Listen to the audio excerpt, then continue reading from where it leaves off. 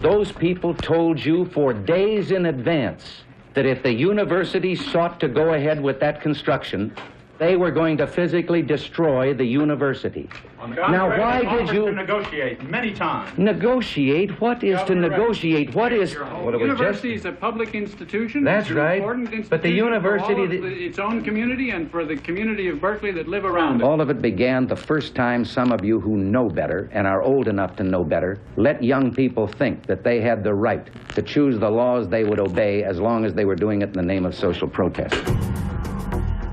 It's about a newspaper photographer out in Los Angeles called in by his editor and told of a fire that was raging in Palos Verdes. That's a hilly area in the southern part of Los Angeles County.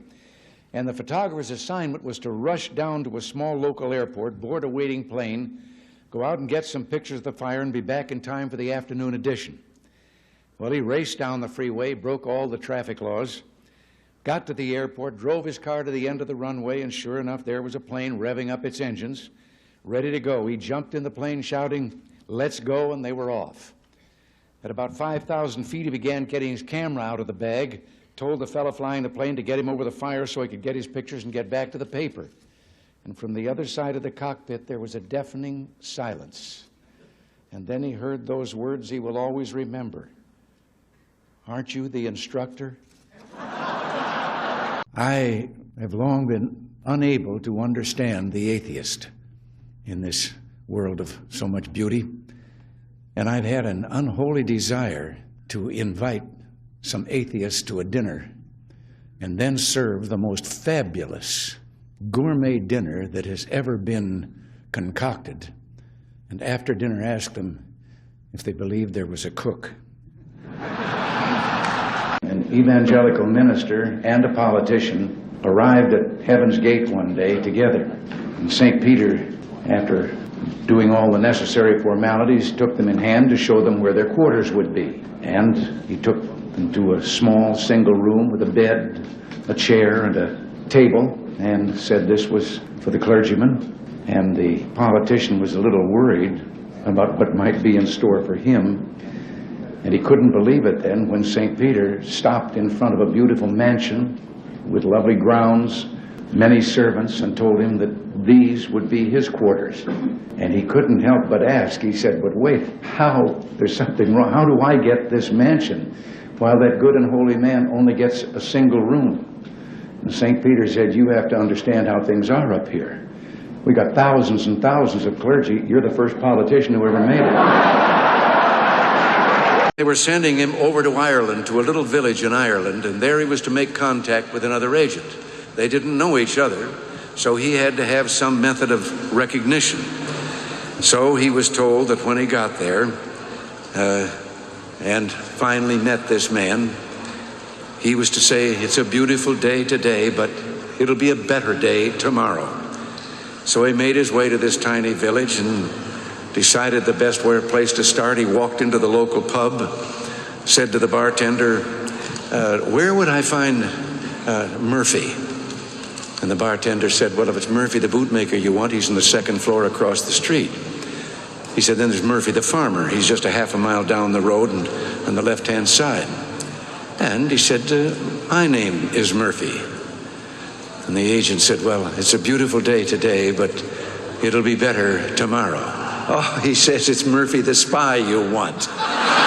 Reminds me of a favorite little story of mine about a career naval officer who finally got his 4 stripes, became a captain, and then was given command of a giant battleship.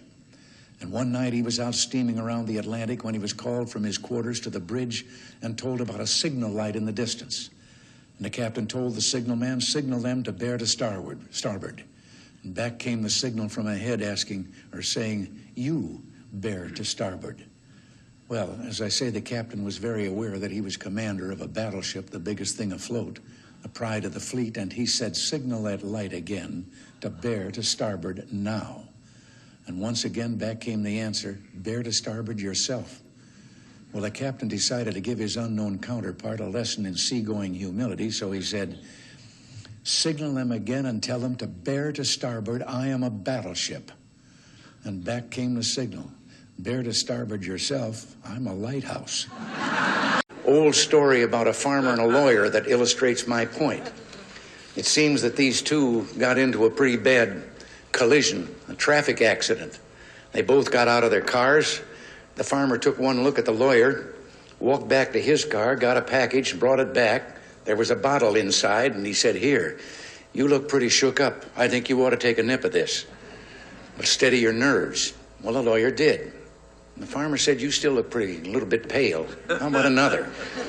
And the lawyer took another swallow, and under the urging of the farmer, he took another and another and another. And then finally said he was feeling pretty good and asked the farmer if he didn't think that he ought to have a little nip too. And the farmer said, "Not me. I'm waiting for the state trooper."